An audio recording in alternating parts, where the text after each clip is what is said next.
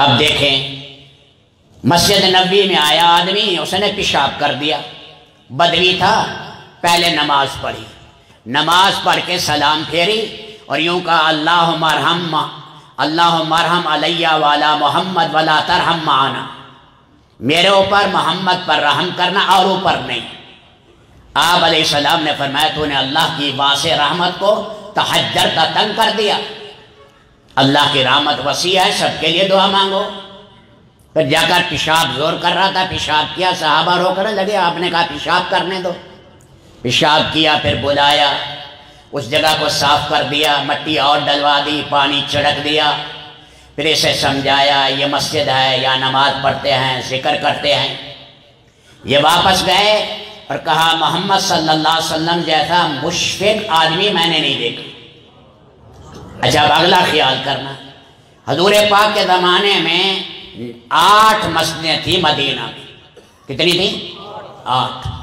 مراسیل ابو داؤد میں 8 مسجدیں تھیں، عورتیں ایک مسجد میں آتی تھی، مسجد نبوی میں اللہ کے نبی کی بات سننا، اللہ کے نبی کا دیدار کرنا، کوئی نئی وحی ہوئی ہے، نیا حکم سننے کے لیے آنا، پردے میں آتی پیچھے، باقی مساجد میں نہیں جاتی۔ ایک امام تھا مسجد کا، اللہ کے نبی گزرے تو اس نے قبلہ کی طرف تھوک دیا، دیکھو اس کا پیشاب معاف ہو گیا، پہلے کا انجان تھا، پیشاب معاف ہو گیا۔ اللہ کے نبی نے فرمایا تو نے بیت اللہ کی توہین کی ہے، اور لوگوں سے کہا اسے امامت سے معزول کر دو۔ کیوں؟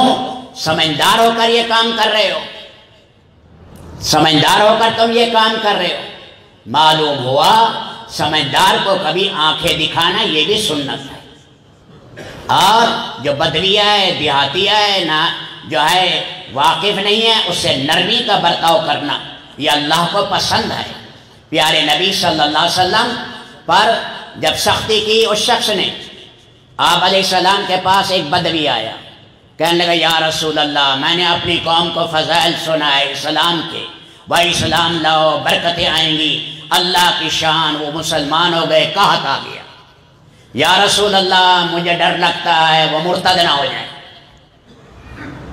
اللہ کے نبی نے ادھر ادھر دیکھا، حضرت علی رضی اللہ تعالیٰ عنہ کھڑے تھے، آپ نے حضرت علی سے کہا کچھ آئے کہ نہیں؟ تو پھر ایک یہودی کھڑا تھا، اس نے کہا میرے پاس 80 مسکال سونا ہے، میں آپ کو دیتا ہوں، لیکن اس کے بدلے میں مجھے کھجوریں فلاں باغ کی دینا۔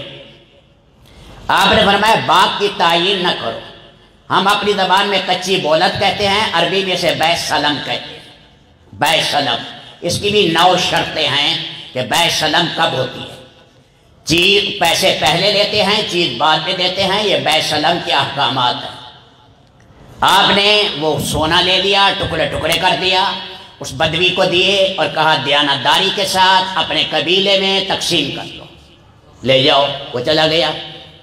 ایک دن جنازہ تھا، آپ علیہ السلام جنازہ پڑھ کے واپس آئے، دیوار کے سائے میں بیٹھے، گرمی بہت تھی، خلفائے راشدین آپ کے ساتھ بیٹھے ہیں، وہ آیا بدتمیزی کے ساتھ بولنے لگا، یہودی کہنے لگا کہ وہ دن قریب آ چکے ہیں، عبد المطلب کی اولاد تم ٹال مٹول بڑی کرتے ہو۔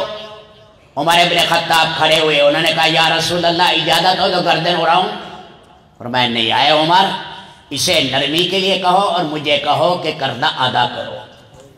پھر آپ نے فرمایا عمر اسے لے جاؤ اور فلاں جگہ سے اسے کھجوریں بوریاں بھر بھر کے دیتے جاؤ، جب وہ پوری ہو جائے مکمل تو پھر 2 من زائد دینی ہے اس کو، زائد، اس کو کہتے ہیں حسن قضا۔ یہ سود نہیں ہوتا، سود تو تب ہے جب دینے والا مطالبہ کرے، یہ ہوتا ہے حسن قضا۔